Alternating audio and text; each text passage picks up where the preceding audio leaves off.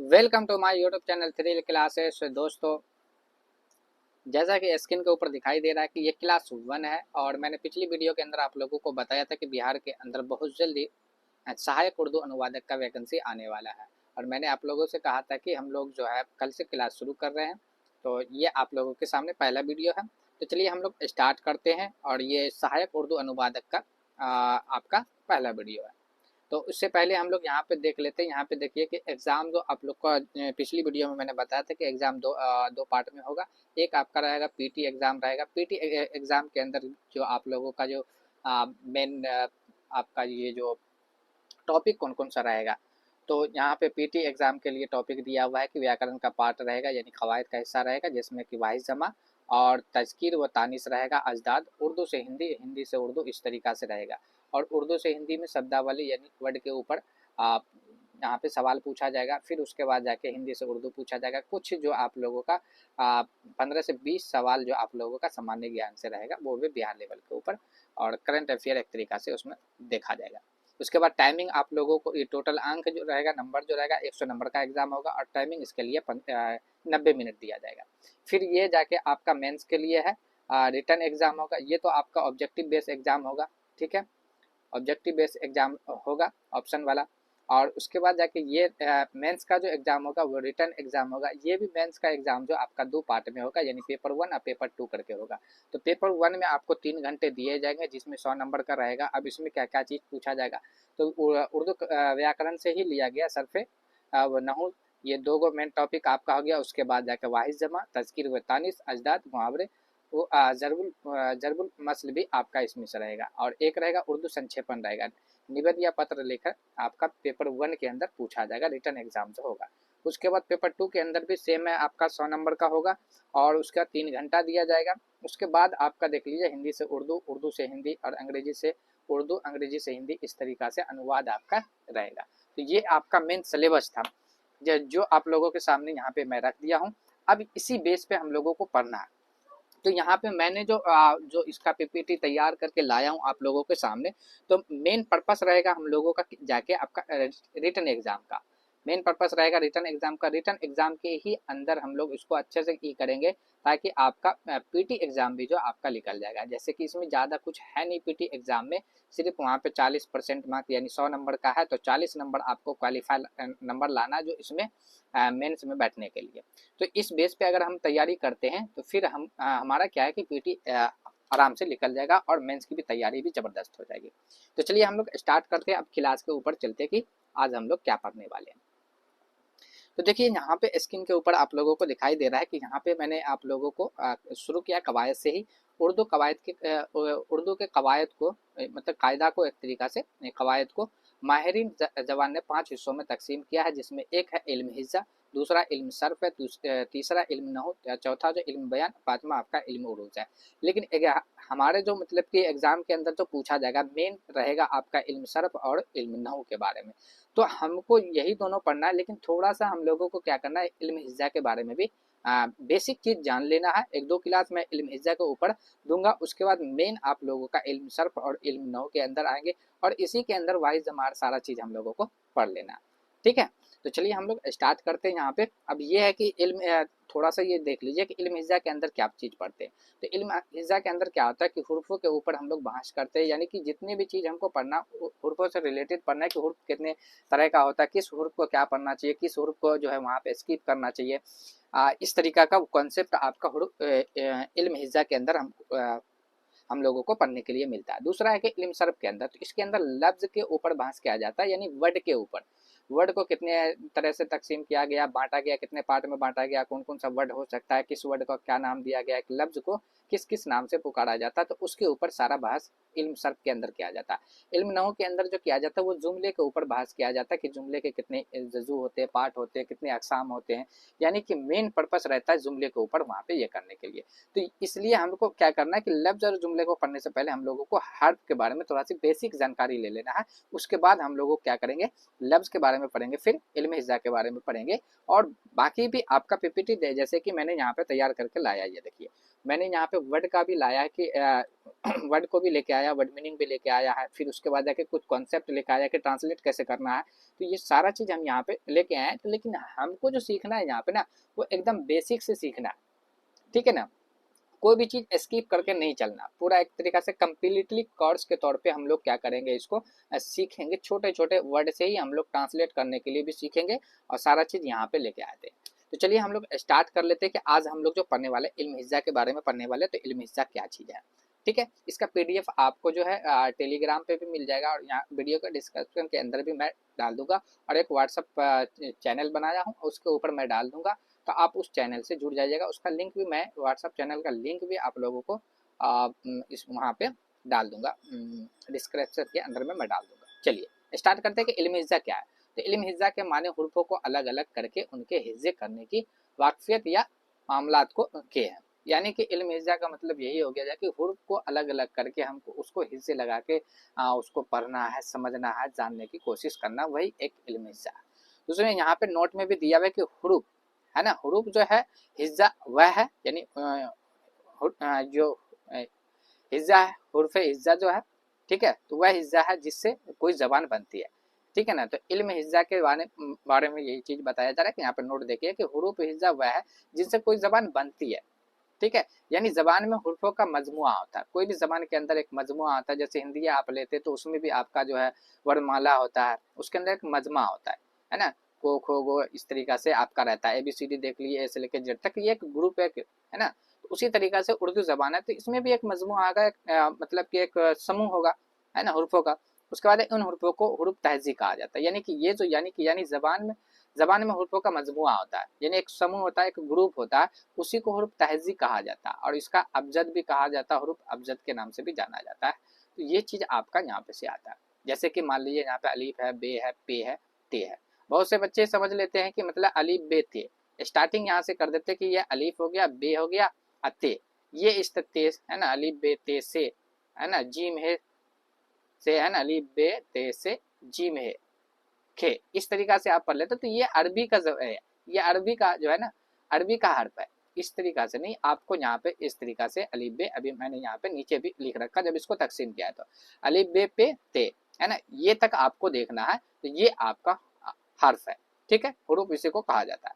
अब चीज यहाँ पे नोट में देखना है कि आपको हुरूफ, उर्दू में हुरूफ तहज़ी को, यानी जो हुरूफ तहज़ी होता है, यानी इसी हुरूफ तहज़ी को, यानी कि एक तरीका से देखिए तो अंग्रेजी में अल्फाबेट कहा जाता है, हिंदी में वर्णमाला कहा जाता है, ठीक है, को उर्दू में दो हिस्सों में तकसीम किया गया है, और इसकी तादाद देखा जाए तो 51 है। जब इसके साथ मद को हम जोड़ते हैं, अली मद जो आता है, तब जाकर तादाद 52 निकल के आ जाता है। उसके बाद देखिए, तो जब दो हिस्सों में बांटा है तो एक हिस्से का नाम है हुरूफ मुफरद हुरूफ, या हुरूफ मुफरद भी हम कह सकते हैं, कोई बात नहीं, इसको हम इधर पलट दे या इसको इधर पलट के हम कह सकते हैं, कोई दिक्कत की बात नहीं है। आगे कि यहाँ पे मुरक्कब हुरूफ या हुरूफ मुरक्कब, है ना। तो हुरूफ तहज़ी को दो हिस्से में बांटा गया, एक का नाम है मुफरद, दूसरे का नाम है मुरक्कब, इस तरीका से याद रखेंगे। अब मुफरद हुरूफ की तादाद जो है तो टोटल 36 है। कितना? 36 है, ठीक है। जब इसमें अलिफ मद को मिला देते तो 37 हो जाता है, ये भी चीज आपको याद रख लेना है, ठीक है। उसके बाद इसकी तादाद आपका 15 है। तो ये आपका टोटल यहाँ पे दे दिया गया, अलिफ बे पे ते से जीम चे हे खे दाल, ये इस तरीका से टोटल यहाँ तक जब हम देखेंगे तो ये 36 है, जो आप लोगों को याद रखना है कि हाँ, इसमें टोटल जो है मतलब हुरूफ मुफरद 36 है। अगर अलिफ मद को जब मिला देते तब जाके 37 हो जाता है, ठीक है। और उसके बाद जाके हुरूफ मुरक्कब की तादाद जो है आपका 15 है, यानी कि हे लगा के इसको बनाया जाता है, बे में लगा बे, है ना, पे में लगा पे, है ना, ते में लगा ते में लगा थे, इस तरीका से आप इसको पढ़ सकते हैं। ये हो गया जाके, ठीक है। चलिए आगे अब बढ़ते हैं। यहाँ पे नोट में यहाँ पे दिया हुआ है कि मुफरद हुरूफ, तो मुफरद हुरूफ के अंदर जो है एक चीज और यहाँ पे आप जान सकते हैं कि मुफरद के माने अगर देखा जाए तो अकेला होता है। क्या होता है? अकेला होता है, अकेला। मुफरद के माने अकेला। तो एक हरफ जब रहेगा, अकेला हरफ रहेगा, तो उसको मुफरद बोले। मुरक्कब का मतलब होता है जाके एक से ज्यादा, क्या हो जाता है? एक से ज्यादा हो जाता है। तो ये आप नाम से याद रख सकते हैं, क्योंकि अगर आप मुफरद के माने याद रख लीजिएगा तो जुमले में भी आपको और लफ्ज में भी, क्योंकि लफ्ज के भी अकसाम में भी आता है मुफरद लफ्ज, मुरक्कब लफ्ज, जुमले में भी आता है मुरक्कब जुमला, है ना, मुफरद जुमला, इस तरीका से आता है। तो इसको याद रखना, मीनिंग को याद रखना कि मुफरद के माने अकेला होता है, एक होता है, और मुरक्कब के माने जो होता है एक से ज्यादा होता है, ठीक है, क्योंकि इसको हम लोगों को लफ्ज के अंदर भी पढ़ना है और जुमले के अंदर भी पढ़ना है। ये चीज था आपका। अब आगे देखिए यहाँ पे है कि मुफरद हुरूफ में क्या किया जाता है, हे को मिलाया जाता है। एक मिनट, इस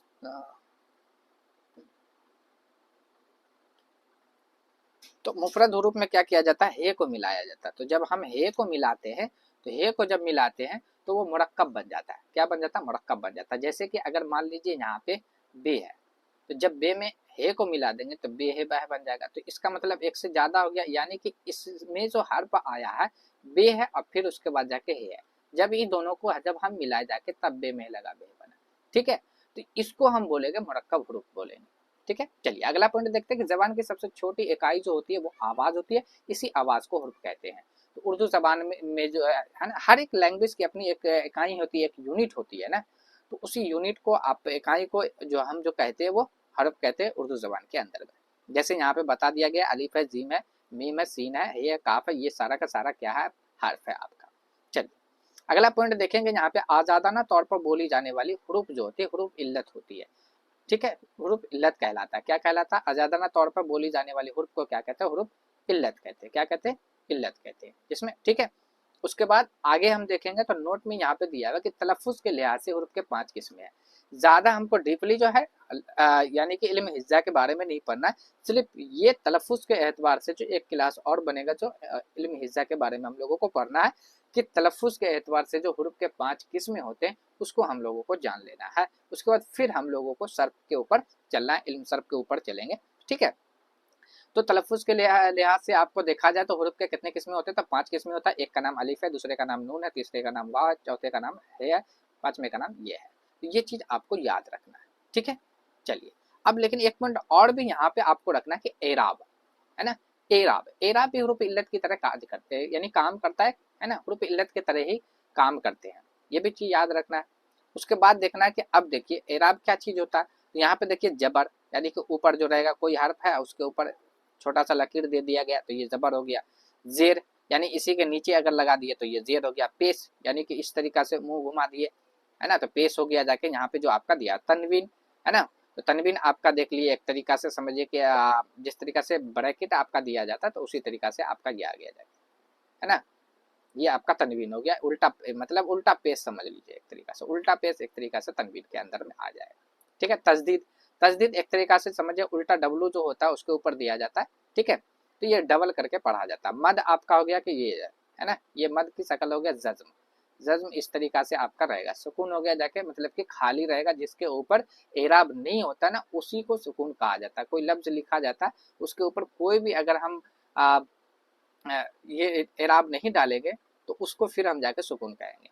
ठीक है, इस अलामत को एराब कहते हैं। ये जितनी भी मतलब अलामत हमने ऊपर बताया, निशान बताया, सिंबल दिखाया आप लोगों को, वो सारा का सारा एराब के ही कैटेगरी में आता है। यानी कि जबर को, जेर को, पेश को, है ना, उसके बाद जाके आपका ले लीजिए तनवीन ले लीजिए, उसका तजदीद ले लीजिए, मद ले लीजिए, है ना, जज्म ले लीजिए, असुकून या मतलब खाली रहते। तो ये सारे सिंबल को, सारी अलामत को ही क्या कहा जाता है, आपका एराब कहा जाता है। कुछ एराब से रिलेटेड यहाँ पे पॉइंट भी दिया हुआ है। एराब की ना होने की जगह को सुकून कहते हैं। अभी जैसा कि मैंने ऊपर आप लोगों को बता दिया, एराब की ना होने की जगह को सुकून कहते हैं। उसके बाद जो अलामत हर्फ के ऊपर छोटी सी लकीर हो वो जबर होता है ना। छोटी सी लकीर इस तरीका से खींच दिया किसी हर्फ के ऊपर तो ये जबर बन गया। उसी तरीके से जो अलामत हर्फ के नीचे छोटी सी लकीर होती है तो जब नीचे आपका रहेगा तो वो जेर आपका हो जाएगा। जो अलामत हर्फ के नीचे गोल सिरे वाली और वाव जैसी हो वह पेश कहलाती है। यानी कि वाव के जैसी दिखती है ना, गोल सिरी वाली है, तो इसलिए इसको क्या कहा जाता है, आपका पेश कहा जाता है। ठीक है, अगला पॉइंट यहाँ पे ई नंबर पे है कि जो अलामत हर्फ को दो जबर दो जेर, है ना, दो पेश इस तरीका से आवाज देता है वो तनवीन कहलाता है। जो यहाँ पे आ गया, यानी कि इस तरीका से तनवीन आपका यहाँ पे 3 आ गया कि दो वो जबर इस तरीका से दे दिया गया, है ना, चाहे दो जेर दे दिया गया, चाहे दो को पेश दे दिया गया, तो ये आपका तनवीन कहलाता है। डबल डबल करके आपका दिया जाएगा, यहाँ पे आपका दे दिया गया। ठीक है, तो ये आपका तनवीन कहलाता है। उसके बाद देखिए जब एक अलिफ दूसरे अलिफ के साथ मिलकर पढ़ी जाती है, जब एक अलिफ दूसरे अलिफ के साथ मिलकर पढ़ी जाती है तब वो अलामत जो होता है मद कहलाता है। ठीक है, जब एक अलिफ दूसरे अलिफ के साथ मिलकर पढ़ी जाती है, जैसे ना ये अलिफ मद, तो यहाँ पे क्या हो गया कि एक अलिफ को जब अलिफ को अलिफ से मिलाया गया तो अलिफ मद आ गया, ठीक है। और ये आपका हो गया था कि एक अलिफ से एक अलिफ इस तरीका से मिलके पढ़े जाएंगे, तब उसको हम लोग क्या कहेंगे, मद कहेंगे। तो ये आपको छोटा सा मतलब कि बेसिक यानी कि बुनियादी मालूमात जो थी इल्म हिज्जा से आपका दिया गया। नेक्स्ट क्लास के अंदर में सेशन में हम क्या करेंगे कि जो तलफ़ुज़ के एतबार से जो हर्फ के 5 किस्में देखे हैं, अलिफ नून वाह है, ये उसको हम लोगों को अगले सेशन में करना है, ठीक है। चलिए, अब यहाँ पे कुछ वर्ड दिया हुआ है, तो कुछ वर्ड को जानना भी ज़रूरी है। हर वर्ड हर क्लास के अंदर कुछ वर्ड लेंगे, फिर इस तरीका से जाके हम लोग आगे बढ़ेंगे। चलिए, हम लोग स्टार्टिंग के करेंगे। इंग्लिश वर्ड दिया हुआ है, तो आपको पता है कि इंग्लिश एक लैंग्वेज, एक ज़बान है। वर्ड के माने यानी हिंदी में इसको शब्द कहा जाता है, उर्दू में आपका लफ्ज़ कहा जाता है, लेकिन यहाँ पे प्लुरल वर्ड है, इसलिए हम बोलेंगे अल्फाज कहेंगे। इसका मीनिंग हम अल्फाज निकालेंगे और उसके बाद जाके लफ्ज़ शब्दों निकालेंगे इसका मीनिंग। हिंदी में वही चीज़ आपका आ गया, जाके लैंग्वेज आ गया, और यहाँ पे आपका इसका इस तरीका से हम बोलेंगे, ठीक है। चलिए, पहला अगर हम वर्ड देखते हैं तो अल्फ़ाबेट। तो अल्फ़ाबेट क्या होता है, हिंदी में इसको वर्णमाला कहा जाता है। अल्फ़ाबेट को हिंदी में वर्णमाला कहा जाता है और उर्दू में हुरूफ तहज़ी कहा जाता है, ठीक है। दूसरा नंबर यहाँ पे है कि लेटर। लेटर को हिंदी में वर्ण या ध्वनि कहते हैं और उर्दू में हर्फ कहते हैं, ठीक है। तीसरा पॉइंट यहाँ पे वर्ड है कि सिंबल, हाँ, सिलेबल। सिलेबल पढ़ना है, सिंबल नहीं, सिलेबल। तो सिलेबल क्या होता है, सिलेबल यानी अक्षर को कहा जाता है, शब्द अंश को कहा जाता है, यानी कि हम बोल सकते हैं, ठीक है। अक्षर या शब्द अंश, यानी शब्द का जो अंश होता है उसको सिलेबल कहा जाता है। आगे बात हो गया जाके उसके बाद जिसको उर्दू में कहा जाता है जजू लफ्ज, है ना, यानी कि लफ्जों का हिस्सा, पार्ट। उसके बाद आता है जाके वर्ड। वर्ड को हिंदी में आपका पद कहा जाता है, शब्द भी कहा जाता है, और उर्दू में लफ्ज कहा जाता है। उसके बाद जाके फ्रेज, यानी कि इसको हिंदी में पदबंद कहा जाता है और उर्दू में फिकरा कहा जाता है। उसके बाद क्लोज, तो क्लोज को कहा जाता है उपवाक्य, हिंदी में उपवाक्य, उर्दू में कहा जाता है जजू जुमला, यानी जुमले का हिस्सा, जुमले का पार्ट, ठीक है। सेंटेंस, सेंटेंस को हिंदी में कहा जाता है वाक्य और उर्दू में कहा जाता है जुमला। उसके बाद जाकर प्रोज, प्रोज को कहा जाता है गद्य, ठीक है, हिंदी में, उर्दू में कहा जाता है नस्र। उसके बाद जाकर पोएट्री यानी कि पद कहा जाता है और उर्दू में शायरी कहा जाता है। उसके बाद लास्ट पॉइंट है, लास्ट वर्ड भी यहाँ पे लैंग्वेज। लैंग्वेज को हिंदी में भाषा कहा जाता है और उर्दू में जबान कहा जाता है। तो ये टोटल 10 गो वर्ड था जो आप लोगों के सामने लेके आया गया। इसी तरीका से हर क्लास में आपको 10 वर्ड मिलेगा और टॉपिक वाइज टॉपिक करके आप लोगों को मिलेगा। तो ये था 10, और इसको आप लोगों को बेसिक चीज स्टार्टिंग का था, आप लोगों को 95% उम्मीद है कि ये सब चीज आपको पहले से पता होगा। कोई बात नहीं, पता है तो फिर भी उसको करना, क्योंकि जो चीज आपको पता है और वो चीज फिर बार बार आपके सामने आ रहा तो वो और भी आपका मजबूत हो रहा है, ठीक है। तो कोई भी चीज एक्सरसाइज हम करते तो जब बार बार करते तो हमारे बॉडी के अंदर मतलब दर्द नहीं होगा। अगर एक दिन करके छोड़ देंगे, चाहे पता है कि हाँ हम करें, ऐसे किया जाता वैसे किया जाता, फिर अचानक से करेंगे तो दिक्कत पैदा होगी। इसलिए क्या करना, जानते अच्छी बात, जो चीज़ नहीं जान रहा, नया चीज़ सीखने को भी मिल रहा है वो चीज़ भी सीखना है। जो चीज़ आप पहले से सीखे हुए तो उसको रिपीट के तौर पे हम लोगों को आगे बढ़ के करना है, ठीक है। चलिए, अब यहाँ पे ये आता है जाके हम लोगों को कुछ पॉइंट जो ट्रांसलेट में काम आने वाली है, तो इस चीज़ को हम लोगों को यहाँ पे सीखना है। तो जैसा कि स्क्रीन के ऊपर यहाँ पे दिखाई दे रहा है, सबसे पहला पॉइंट हमने लिया है यहाँ पे, यूज ऑफ एपोस्ट्रोफिस एस।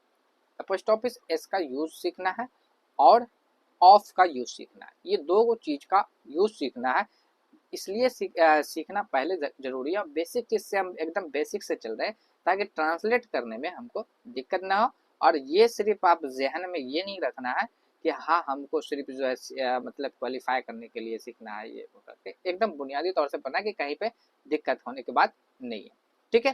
तो यूज ऑफ एपोस्ट्रोफिस एस और एंड ऑफ, ये दोनों चीज को आज सीखना है हम लोगों को। अब यहाँ पे स्ट्रक्चर दिया हुआ, स्ट्रक्चर को हिंदी में संरचना कहा जाता है और उर्दू में साख्त कहा जाता है। इसको हम बनावट भी बोल सकते हैं और ढांचा भी बोल सकते हैं, कोई दिक्कत नहीं है। ये आपका रहा कि किस तरीका से ढांचा रहेगा। इंग्लिश में ये इस तरीका से ढांचा रहेगा, यानी कोई वर्ड होगा एक यहाँ पे, दूसरा वर्ड यहाँ पे होगा, बीच में इस तरीका से लगता है, इसका स्ट्रक्चर हो गया जो ढांचा बना हुआ। अब देखिए एपोस्ट्रोफिस एस, तो एपोस्ट्रोफिस एस दिखता कैसा, वर्ड में किस तरीका से अप्लाई किया जाता है, तो ये इस तरीका से अप्लाई किया जाता है। यानी कि ये एक सिंबल ऐसे लगा के ये एस लगा दिया तो ये एपोस्ट्रोफिस एस हो गया। अब इसका मीनिंग क्या निकल के आता है, तो हिंदी में निकल के आता है का, के, की। अब ये का, ये आकर मतलब लड़का है ना, और दुर्गीकर मतलब एक तरीका से ई मतलब लड़की। ये आपका हो गया जाके एक से ज्यादा के लिए इस्तेमाल कर सकते हैं हम यहाँ पे, और ये बड़े को इज्जत देने के लिए भी हम कर सकते हैं। तो वही चीज यहाँ पे का, के, की। तो ये एपोस्ट्रोफिस एस का जो अर्थ निकल के आएगा, हिंदी मीनिंग जो आएगा का, के, की आएगा। और ये चीज आपको पहले से पता है कि का कहाँ पे लगाना, की कहाँ पे लगाना, के किसके साथ लगता है, ठीक है, और ये सिंबल किस तरीका से दिखता है। अब देखिए इसका एपोस्ट्रोफिस एस का यूज कहाँ पे होता है, किस तरीका से किया जाता है। तो यहाँ पे यूज में दिया गया है कि एक नंबर पे कि ओनली फॉर लिविंग, यानी ये सिर्फ लिविंग के अंदर, यानी जो जीवित रहता है, जिसके अंदर जान रहता है ना, सिर्फ उसके लिए ये एपोस्ट्रोफिस एस का इस्तेमाल किया जाता है। पहली बात आप क्या समझ में आ गया, ये एपोस्ट्रोफिस एस किसके लिए यूज किया जाता है, ओनली फॉर लिविंग के लिए इस्तेमाल किया जाता है। दूसरा पॉइंट देखिए यहाँ पे राइट लिखना है ना, स्टेराइट है ना, यानी कि सीधा लिखना, एंड रीड स्टेराइट है ना, तो यानी कि सीधा लिखना भी है, सीधा पढ़ना भी है। वही चीज हिंदी में यहाँ पे है, सीधा लिखो और सीधा पढ़ो। यानी एपोस्ट्रोफी एस का यूज जब हम जाते हैं करने के लिए, लिखने के लिए, तो उसको सीधे लगाया जाता है। और जब हम लिखने की बात करते हैं तो इसको हम लिखते भी सीधे ही है। लेकिन इसके साथ दूसरा पॉइंट भी याद रखना कि ये सिर्फ जीवित के साथ लगाया जाता है। वही चीज यहाँ पे उर्दू में लिखा गया कि सीधा लगा और सीधा पढ़ो, सीधा ही लगाना और सीधा ही पढ़ना है, ठीक है, सीधा लगाना और सीधा पढ़ना। तो चलिए एक दो को मिसाल पहले देख लेते, सीधा लगाना सीधा पढ़ना है। तो अब जैसे हमने यहाँ पे कहा, हमने यहाँ पे कह दिया भारत, भारत की माँ, यहाँ पे हमने लिखा भारत की माँ। अब इसको ट्रांसलेट करना है, तो ट्रांसलेट हमको क्या करना है, इंग्लिश में करना है, ट्रांसलेट हमको उर्दू में भी करना है, ठीक है। तो पहले हमको सीखना है इंग्लिश में। अब देखिए ट्रांसलेट जब हम कर रहे हैं ना इंग्लिश में, तो अब यहाँ पे एपोस्ट्रोफिस एस का यूज किस तरीका से बताया कि इसको सीधे लगाना है, सीधे पढ़ना है, सीधे लिखना है। तो ये भारत है, तो हम पहले लिखेंगे भारत, है ना, भारत, है ना, और ये एपोस्ट्रोफिस एस इस तरीका से यूज कर लेंगे, तो भारत मदर, यानी भारत की माँ। तो ये इस तरीका से यहाँ पे करना है, ठीक है। उर्दू के ऊपर अभी हम डिस्कस नहीं कर रहे हैं, क्योंकि उर्दू के ऊपर अभी नहीं, पहले हम, क्योंकि ये रूल हम बता रहे हैं किस तरीका से इसका यूज किया जाता। यही चीज अगर यहाँ पे लिखा जाता अकरम, अकरम का भाई, अकरम का भाई। अब ये अकरम का भाई, देख रहे हैं कि हाँ अकरम भी जानदार है, भाई भी जानदार है, उससे मतलब नहीं है, लेकिन एक आपका जानदार होना चाहिए, अकरम का भाई। तो ये आपका रहेगा, तो हम क्या लिखेंगे, अकरम लिखेंगे, अकरम, है ना। तो एस लगा दी, एपोस्ट्रोफिस एस लगा, और यहाँ पे भाई का क्या आ जाएगा, ब्रोदर, ब्रोदर, हाँ ब्रोदर। तो अकरम्स ब्रोदर, यानी कि अकरम का भाई। तो ये देखिए इसको पढ़ना भी सीधे या लिखना भी सीधे, अकरम का भाई, लिख भी रहे हैं अकरम का भाई, है ना। अब उर्दू इधर से लिखा जाता है इसलिए ऐसा हो गया। और देखिए जैसे कि भारत की माँ, तो भारत की माँ, अकरम का भाई, भारत की माँ। बेसिक से बताने का रीजन यहाँ पे ये है कि आप लोगों को बेसिक से इसलिए पढ़ा रहे हैं ताकि, क्योंकि इंग्लिश भी रहेगा, इंग्लिश से बनाना भी है, हिंदी से भी बनाना है। तो वहाँ पे वैसे तो ऑप्शन ये रहेगा, लेकिन आप लोगों को जैसे मान लिया रिटर्न एग्जाम में, तो रिटर्न एग्जाम में ऑप्शन का कोई चांस नहीं रहेगा, है ना, तो वहाँ पे बनाना पड़ेगा। इसलिए इस तरीका से हम यहाँ पे बता रहे हैं आप लोगों को एकदम बेसिक से, ठीक है। आई थिंक आपको ये बात समझ में आ गया होगा कि हाँ। लेकिन अगर हम मान लेते यहाँ पे हम लिखते लकड़ी की कुर्सी, लकड़ी की कुर्सी, अगर हम यहाँ पे लिख दिए लकड़ी की कुर्सी, तो अब देखो लकड़ी के अंदर या कुर्सी के अंदर जान तो होती नहीं है, तो इसके साथ एपोस्ट्रोफिस एस का यूज हमको नहीं करना, यानी कि जिस चीज के अंदर जान नहीं होता उसके साथ एपोस्ट्रोफिस एस का यूज नहीं किया जाता है। एपोस्ट्रोफिस एस को किस तरीका से यूज करना, बस दो ही पॉइंट याद रखना कि जानदार होगा तो एपोस्ट्रोफिस एस लगाएंगे। दूसरा पॉइंट याद रखना कि सीधा लगाना, सीधा पढ़ना, है ना, सीधा लिखेंगे सीधा पढ़ेंगे, ठीक है। चलिए अगला पॉइंट यहाँ पे देख लेते हैं। अब ऑफ का यूजेस देख लेते हैं। ऑफ का भी देखिए हिंदी अगर मीनिंग देखा जाता है तो का, के, की, और उर्दू में भी सेम ही आपका आ गया। तो जो आपका एपोस्ट्रोफी एस का मीनिंग आता है वही आपका ऑफ का भी मीनिंग आता है। लेकिन यहाँ पे यूजेस की बात करें तो पहला पॉइंट में यहाँ पे बोथ, यानी कि बोथ मतलब दोनों, है ना। तो फॉर लिविंग ये लिविंग के लिए भी है एंड नॉन लिविंग के लिए, यानी जिसके अंदर जान नहीं भी हो उसके लिए भी है, जिसके अंदर जान हो उसके लिए भी, यानी ये दोनों के लिए है। ठीक है, तो दोनों जीवित और अजीवित के लिए, यानी दोनों के लिए, दोनों यानी कि जानदार और बेजानदार दोनों के लिए ऑफ का यूज किया जा सकता है। ठीक है, दोनों के लिए यूज किया जाता है। अब आप पे डिपेंड करता है कि आप किसको यूजेस करना चाह रहे हैं। अगर पोस्ट ऑफिस एस भी जहाँ पे लग रहा है वहां पे ऑफ लगाना चाहते हैं तो आप लगा सकते हैं, लेकिन पहले से दिया हुआ तो फिर हटा नहीं सकते आप उसको। ठीक है, आगे देखिए, यहाँ पे देखिए कि राइट रिवर्स, है ना, एंड रीड रिवर्स। तो राइट रिवर्स और रीड रिवर्स भी करना, यानी उल्टा लिखना भी है और उल्टा पढ़ना भी है, दोनों काम आपको करना है। तो यहाँ भी उल्टा लिखो और उल्टा पढ़ो। याद रखिए एपोस्ट्रोफी इसमें क्या बोला गया कि ओनली फॉर लिविंग, और ऑफ में बोला गया बोथ लिविंग और नॉन लिविंग दोनों। दूसरी बात है कि एपोस्ट्रोफी इसमें बोला गया कि सीधा लगाओ सीधा पढ़ो, यानी सीधा लिखो सीधा पढ़ो, और ऑफ में कहा गया कि उल्टा लिखो और उल्टा पढ़ो। अगर हिंदी में लिखा हुआ तो उसको भी उल्टे पढ़ना है, उर्दू में लिखा हुआ तो उसको भी उल्टे पढ़ना है अगर यूज करना है तो। अच्छा, इंग्लिश में लिखा हुआ तो फिर भी हमको क्या करना, उल्टे करना। चलिए एक दो मिसाल से हम यहाँ पे समझते हैं। जैसे यहाँ पे लिखा गया, यहाँ पे लिखा ये जा रहा है, जैसे मान लीजिए कि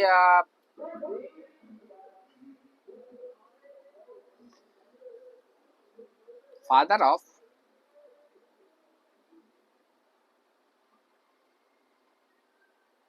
sorry mother of sister, mother of sister. तो ये लिखा गया मदर ऑफ सिस्टर, तो ये ऑफ है, तो ये आपका ऑफ लगा के बनाया गया, कोई दिक्कत नहीं, ऑफ लगा के बनाया गया। तो लेकिन इसको पढ़ के क्या कर बोला गया कि ऑफ लगा हुआ है, तो इसका मतलब है कि आपको उल्टा पढ़ना। पहले इसको लाए यहाँ, तो सिस्टर यानी बहन, ऑफ का मतलब बहन की, मदर का मतलब माँ, बहन की माँ, है ना।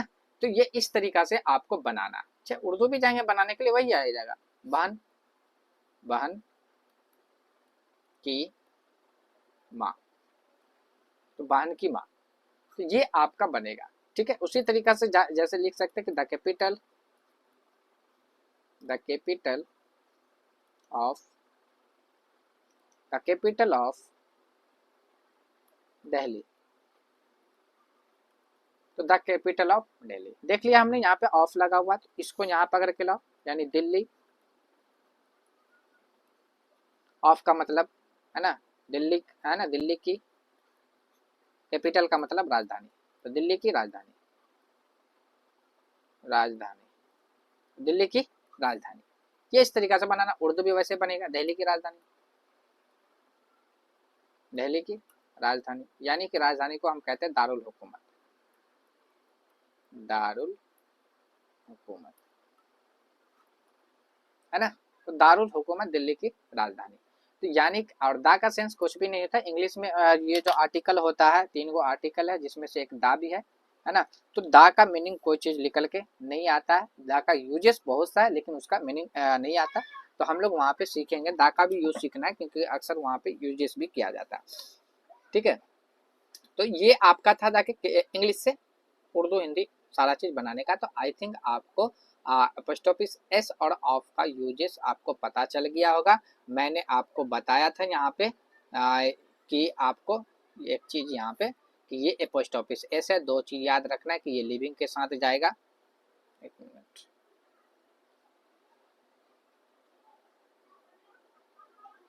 ये लिविंग के साथ जाएगा, है ना। जब लिविंग के साथ जाता है, लिविंग के साथ जाएगा, लिविंग के साथ, और दूसरा आपका क्या है, ये सीधा सीधा लगेगा, सीधा सीधा लेना। उसके बाद ऑफ का यूजेस करेंगे तो ये दोनों के साथ जाएगा, जीवित के साथ भी और जीवित के साथ भी जाएगा। ठीक है, यानी जानदार बेजानदार दोनों के साथ जाएगा, और ये उल्टा लिखा जाता है, उल्टा पढ़ा जाता है। तो यूजेस इस तरीका से आपको करना है। तो आई थिंक आपको जो यहाँ पे 3 पॉइंट यहाँ पे बताया गया, सबसे पहले यहाँ पर डिस्कस ये किया गया था कि ये आपका पीटी का एग्जाम है, मेंस का एग्जाम का आपका सिलेबस का किया गया, यहाँ पे लिख दिया गया है। और उसके बाद जाके फिर आपको उर्दू कवायद से बेसिक से स्टार्टिंग पॉइंट से किया गया, जिसमें इल्म हिज्जा के बारे में बुनियादी मालूमात दी गई है। पूरा डीपली हमको इल्म हिज्जा के बारे में भी नहीं पढ़ना है, क्योंकि पूरा डीपली वहाँ का सवाल है भी नहीं। ठीक है, आगे हम देखेंगे तो यहाँ पे तो यहाँ पे सारा चीज़ हम लोगों ने देखा, एराब के बारे में भी हम लोगों ने देख लिया। उसके बाद जाके 10 वर्ड मीनिंग को हम लोगों ने देख लिया। देखने के बाद जाके फिर यूज़ ऑफ अपोस्ट्रोफी एस और ऑफ देखे, और जो आप लोगों के सामने यहाँ पे बता दिया गया कि किस तरीका से यूजेस करना। अपोस्ट्रोफी से सीधा सीधा लगाना है, ऑफ उल्टा लगाना है, और दोनों का मतलब काके की होता है। अपोस्ट्रोफी से ओनली फॉर लिविंग के साथ जाता है, और ऑफ जो जाता है बोथ के साथ, लिविंग और नॉन लिविंग दोनों के साथ जाता है। ठीक है, इतनी बात आपका हो गया। तो ये था आपका आज का क्लास जो बताया गया। फिर नेक्स्ट क्लास में हम लोग आगे चलेंगे, लेकिन आप रुके यहाँ पे, आपके लिए कुछ यहाँ पे है।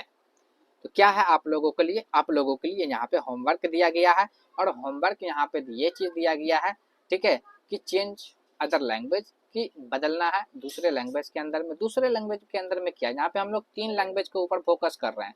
एक इंग्लिश के ऊपर फोकस कर रहे हैं, दूसरा हिंदी के ऊपर फोकस कर रहे हैं, तीसरा उर्दू के ऊपर कर रहे हैं। तो जहाँ पे आपको इंग्लिश मिल रहा है तो उसको आपको हिंदी उर्दू बना लेना, अगर जहाँ पे हिंदी मिल रहा है तो वहाँ पे इंग्लिश उर्दू बना लेना, अगर आपको उर्दू मिल रहा है तो फिर वहाँ पे क्या करना है, इंग्लिश हिंदी बना लेना। इस तरीका से आपको कर लेना। फिर यहाँ पे कुछ वर्ड मीनिंग भी आप लोगों को यहाँ पे दिया गया है ना। तो आप लोग इसको भी फिलअप करना है, और ये वर्ड मीनिंग का जवाब जो है आप लोगों को इसको कमेंट सेक्शन में देना है। ठीक है, कमेंट सेक्शन में, ठीक है, कमेंट सेक्शन में इसका ये जवाब देना।